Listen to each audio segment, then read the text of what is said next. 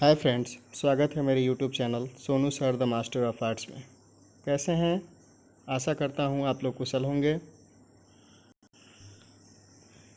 इस वीडियो में हम बात करने वाले हैं वर्ग 10 का चैप्टर 4 जो भूगोल का हम लोग देख रहे थे, उसका पहला पार्ट हमने देख लिया है। इस पार्ट में हम लोग बाकी बचे हुए हिस्से को देखेंगे और साथ साथ कुछ महत्वपूर्ण प्रश्न भी देखेंगे। तो इसमें हम लोग कवर करेंगे जलमार्ग, साथ साथ संचार को देखेंगे, अंतर्राष्ट्रीय व्यापार देखेंगे और भारत के व्यापार को कवर करेंगे। तो चलिए इस वीडियो को हम लोग शुरू करते हैं। सबसे पहले बात करते हैं जल मार्ग की। जल मार्ग को देखते हैं तो आपको बता दें कि जल मार्ग के अंतर्गत नदी, नहर, झील एवं समुद्र का उपयोग किया जाता है। जल मार्ग का मतलब वैसे रास्ते जो जल के माध्यम से एक जगह से दूसरे जगह जाते हैं। इन रास्तों में नदी का इस्तेमाल, नहर का इस्तेमाल, झील का एवं समुद्र का इस्तेमाल किया जाता है। बात करते हैं जल मार्ग का जो महत्व है वो क्यों है इतना। क्योंकि सबसे सस्ता मार्ग है, भारी सामानों का वहन आसान हो जाता है, नदी, नहर, झीलों एवं समुद्र का उपयोग इससे होता है। साथ साथ देश का 90% जो व्यापार है वो समुद्री मार्ग के द्वारा होता है। समुद्री तटों का उपयोग 7516 किलोमीटर लंबा है। समुद्री तट रेखा एवं इसके बड़े बंदरगाह भी हैं। तो यानी कि कुल मिला के बात किया जाए कि जो समुद्र तट की लंबाई है वो 7516 किलोमीटर लंबी है और साथ साथ समुद्री तट रेखा के ऊपर 12 बड़े बड़े बंदरगाह हैं, जिसको हम लोग आगे इस वीडियो में देखेंगे। आगे बात करते हैं 27 अक्टूबर 1986 को भारतीय अंतर्देशीय जलमार्ग प्राधिकरण की स्थापना की गई थी। भारत में 5 आंतरिक राष्ट्रीय जलमार्ग हैं, जिसमें राष्ट्रीय जलमार्ग संख्या 1 इलाहाबाद से हल्दिया गंगा नदी के बीच है। साथ साथ राष्ट्रीय अंतर्देशीय नौवहन संस्थान जो है वो पटना गायघाट में है।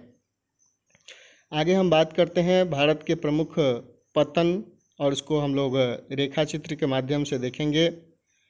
तो आइए हम देखते हैं कि भारत में कौन कौन से बड़े बंदरगाह हैं, उसको हम इस मानचित्र से देखते हैं। ये है आपको इंडिया का मैप और इसमें हम लोग देख रहे हैं कि इसके जो पड़ोसी देश हैं, नेपाल हो गया, पाकिस्तान हो गया और इधर आपको दाहिने तरफ दिखाई दे रहा है, बल्कि ये जो पोर्शन है ये नॉर्थ है। ऊपर का जो हिस्सा होता है किसी मैप में वो नॉर्थ होता है, नीचे वाला हिस्सा साउथ होता है।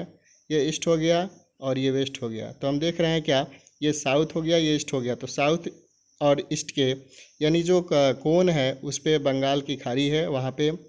साथ साथ साउथ और वेस्ट में अरब सागर है।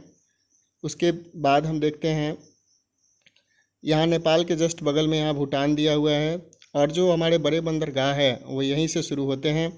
सबसे पहला जो बंदरगाह यहाँ दिखाया गया है मानचित्र में वो है कोलकाता। उसके बाद पारादीप है, विशाखापत्तनम है, चेन्नई है, तूतीकोरिन है, कोची है, मार्मा गोवा है, मुंबई है और कांडला है। तो ये जो है भारत के कुछ प्रमुख बंदरगाह हैं, प्रमुख पत्तन हैं। अब आगे हम बात करते हैं इस वीडियो में संचार की। तो देखते हैं संचार क्या है। तो संदेशों का आदान प्रदान, जैसा कि मैंने पहले भी आपको बताया था, संचार का मतलब होता है मैसेज को एक जगह से दूसरी जगह पहुंचाना। तो संदेशों का आदान प्रदान संचार कहलाता है। अब संचार के साधन कौन कौन से हैं, तो इसमें डाक सेवा है, मोबाइल फ़ोन जो सबसे प्रचलित है, ये परीक्षा में बहुत बार पूछा गया है। उसके बाद से रेडियो है, सशक्त माध्यम है। उसके बाद टेलीविज़न है, समाचार पत्र एवं पत्रिकाएं हैं। सबसे अधिक जो समाचार पत्र और पत्रिका है वो हिंदी भाषा में है और उसके बाद से कई स्थानीय भाषा में है और उसके बाद से अंग्रेजी में है, साथ साथ उर्दू में भी है। तो समाचार पत्र एवं पत्रिका भी संचार का एक माध्यम है। उसके बाद हम लोग बात करते हैं भारत में डाक सेवा की शुरुआत जो है 1837 में की गई थी। भारत को 8 डाक क्षेत्रों में बांटा गया है। बिहार और झारखंड का पिन कोड याद रखिएगा 8 से शुरू होता है। दूरसंचार के क्षेत्र में भारत का एशिया में अग्रणी, वर्ष 2011 में विश्व में ये इसका दूसरा स्थान था संचार के दृष्टि से देखा जाए तो। उसके बाद फ्रेंड हम बात करेंगे अंतर्राष्ट्रीय व्यापार की। तो अंतर्राष्ट्रीय व्यापार के बारे में जानते हैं कि जब दो या दो से अधिक देशों के बीच व्यापार होता है तब उसे अंतर्राष्ट्रीय व्यापार कहा जाता है। अंतर्राष्ट्रीय व्यापार का मतलब होता है जिसमें दो या दो से अधिक देश होते हैं, उसको हम लोग अंतर्राष्ट्रीय व्यापार कहते हैं। दूसरे देशों से अपने देश में सामान मंगवाना आयात कहलाता है, एवं अपने देश से दूसरे देश में सामान भेजना निर्यात कहलाता है, यानी इंपोर्ट और एक्सपोर्ट। आगे बात करते हैं कि जब निर्यात की तुलना में आयात अधिक हो, यानी आप माल कम भेज रहे हैं बाहर, सामान कम भेज रहे हैं बाहर और ज़्यादा मंगवा रहे हैं, तब उसे प्रतिकूल व्यापार कहा जाता है। जैसे भारत है, भारत बहुत कम वस्तुओं को बाहर भेजता है जबकि ज़्यादा वस्तुओं को इंपोर्ट करता है, इसलिए यहाँ का जो व्यापार है वो प्रतिकूल है। कहने का मतलब ये हो गया कि भारत एक ऐसा देश है जो निर्यात कम करता है, आयात अधिक करता है, एवं निर्यात की तुलना में आयात कम होता है जब, तो उसे हम लोग अनुकूल व्यापार कहते हैं। आगे बात करते हैं कुछ महत्वपूर्ण प्रश्न की। तो इसमें पहला जो प्रश्न है वो है भारत में कितने तरह के सड़क होते हैं। तो मैंने आपको पहले भी बताया था कि भारत में NH है, SH है, जिला है, ग्रामीण है और साथ साथ सीमांत सड़क जो बॉर्डर वाले सड़क हैं वो हैं। तो वर्णन कर दीजिएगा आप।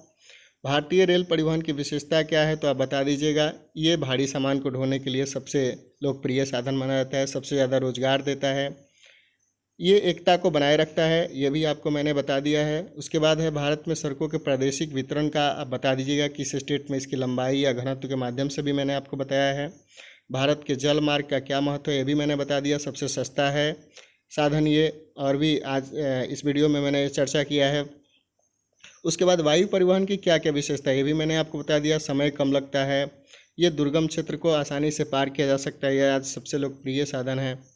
उसके बाद भारत के मानचित्र में निम्नलिखित को दिखाना है, कोलकाता बंदरगाह कहाँ है, कांडला कहाँ है, विशाखापत्तनम बंदरगाह कहाँ है, अरब सागर कहाँ है। तो मानचित्र में ये इस वीडियो में मैंने चर्चा किया है। तो ये कुछ महत्वपूर्ण प्रश्न है जिसको आप देखेंगे। और वीडियो कैसा लगा आप ज़रूर कमेंट करके बताएं, लाइक कीजिए, शेयर कीजिए और मेरे चैनल को ज़रूर सब्सक्राइब करें। तब तक के लिए धन्यवाद। फिर मिलते हैं एक नए वीडियो के साथ कल।